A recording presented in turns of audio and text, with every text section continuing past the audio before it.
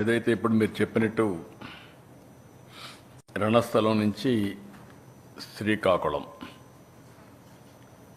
From 4 lane to 6 lane చేయడం చాలా సంతోషం. ఇప్పటికే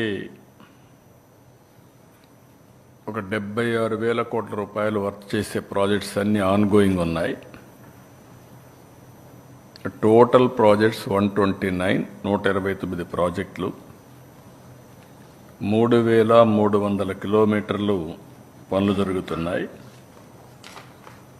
ఇవన్నీ కూడా ఈరోజు ఒకసారి నేను సమీక్ష చేయడం జరిగింది. దీనికోసం ఒక టాస్క్ ఫోర్స్ ఒకటి క్రియేట్ చేశాం. R&B,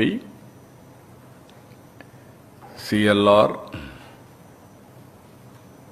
CCLA, అదే సమయంలో